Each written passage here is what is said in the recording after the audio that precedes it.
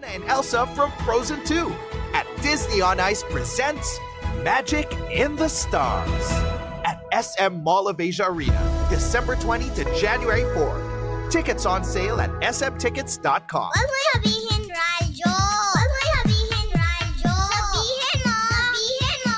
Energy! Energy! Lihim ng liham. Ang pinakamakulit na girlfriend mo sa balat ng radyo. Isang magandang morning sa inyong lahat. Ako pa rin po nag-iisang girlfriend mo sa radio. My name is Lindsay. Makulit pero may puso, handang makinig sa mga kwento mo. Alam mo, feeling ko kailangan mo na siyang iwan kasi it doesn't make sense.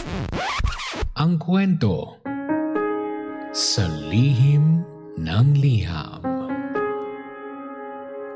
Mahal kong Lindsay. Magandang umaga po sa lahat ng mga nakikinig sa Lihim ng Liham. Ako nga po pala si Mariz. 25 years old. At yung boyfriend ko po ngayon ay 33 years old na.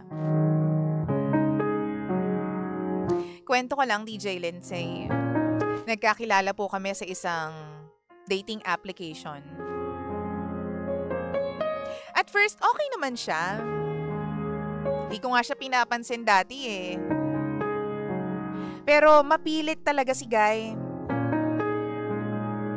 Hindi ko alam kung talagang ma-effort ba siya, malambing, o baka talagang may pagkatanga ako pagdating sa pag-ibig. Anyway, to cut the story short, naging kami ng guy na to at ngayon boyfriend ko na siya. Magdadalawang taon na rin po kaming nagsasama. Alam ko naman, DJ Lindsay, na marami siyang red flags.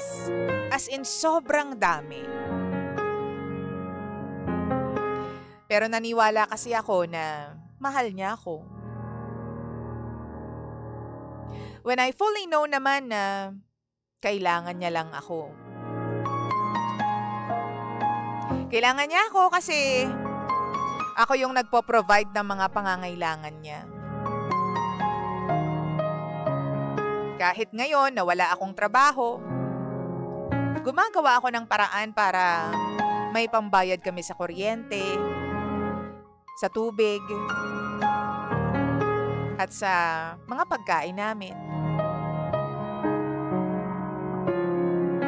Ang sabi nga ng mga kaibigan ko, sugar mommy daw ako. Yan ang tawag nila sa akin.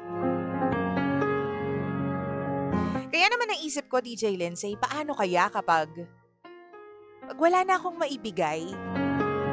Pag wala na akong maiprovide? Actually, nangyari na nga yun eh. Yung naubos na ako. Wala akong perang mailabas. Nag-init yung ulo niya sa akin noon. Na para bang kasalanan ko na wala kaming pambayad ng kuryente. Wala kaming pambayad doon sa line niya ng cellphone. Sa isip-isip ko, siya rin naman yung dahilan eh kung bakit wala akong ipon. Kung bakit wala akong pera. Nga pala, bago ko makalimutan sabihin, may 2 siyang anak. Habang ako, dalagang-dalaga pa. Ewan ko ba? Akala ko kasi, DJ Lindsay, kapag mas matanda, mas matured. Pero mali pala. Wala pala talaga sa edad yun. Alam mo, inuubos ko na lang lahat ng nararamdaman ko para sa kanya. Pero kailangan kong aminin na napakahirap. Kasi kahit alam kong mali na, kahit alam kong ako yung nahihirapan, Ako yung lugi. Alam mo yung walang balik? Pilit ko pa rin ginagawa yung tama. Pilit ko pa rin siyang minamahal. At iniisang tabi ko yung mga hindi niya magawa para sa akin. Minamahal ko pa rin siya at tapat pa rin ako sa kanya.